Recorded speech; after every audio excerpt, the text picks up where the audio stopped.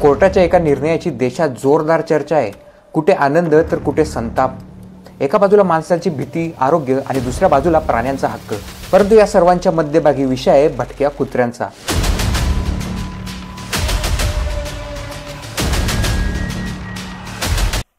इंडियामध्ये जवळपास 52.5 मिलियन भटके कुत्रे आहेत, तर एकट्या दिल्लीमध्ये सुमारे 10 लाख भटके कुत्रे असल्याचं सांगितलं जातं। यामुळे डॉग बाईट्सच्या केस मोठ्या प्रमाणात वाढल्या आहे। गव्हर्नमेंटच्या आकडेवारीनुसार जानेवारी 2025 मध्ये हजारो डॉग बाईटच्या केसेस समोर आल्या। आता कुत्र चावणे ही फक्त एक जखम नाही, तर यामुळे रॅबिज नावाचा आजार होतो।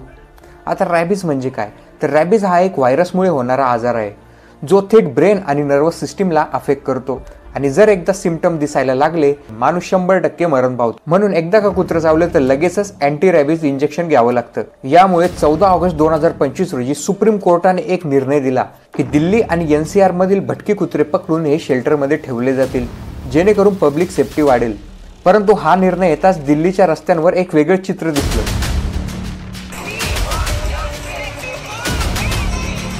ॲनिमल लव्हर्स, NGO, ॲक्टिव्हिस्ट हे सर्व रस्त्यावरती उतरले व मोठ्या प्रमाणात आंदोलन करू लागले।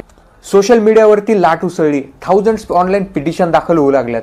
कोर्टाने आपला निर्णय रिथिंक करावा अशी मागणी होऊ लागली। अपोजिशन पार्टीजने देखील हा मुद्दा जोरात उचलला। याचा परिणाम म्हणून शुक्रवारी कोर्टाने क्लॅरिफाय केलं की गेल्या आठवड्यात पकडलेले स्ट्रे डॉग्स हे इम्युनायझेशन आणि स्टेरिलायझेशन नंतर परत सोडले जातील, पण जे रॅबिजची लक्षणे दाखवत आहेत, जे अत्यंत ॲग्रेसिव्ह आहेत, त्यांना सोडले जाणार नाही। हा विषय जेवढा प्राण्यांच्या आरोग्याचा आहे तेवढाच आपल्या सेफ्टीचा देखील आहे। त्यामुळे लक्षात ठेवा, जर कुणाला कुत्रा चावला तर लगेच जखम साबणाने स्वच्छ पाण्याने धुवा आणि लगेच अँटी रॅबिज इंजेक्शन घेण्यासाठी हॉस्पिटलला गाठा, कारण एकदा का सिम्पटम्स दिसायला लागले तर जगणं अशक्य होऊन जातं। जर तुम्हाला व्हिडिओ आवडला असेल तर व्हिडिओला लाईक करा, जास्तीत जास्त लोकांना शेअर करा आणि या प्रकरणावर तुमचं काय मत आहे कमेंट करून सांगा। Thank you for watching this video.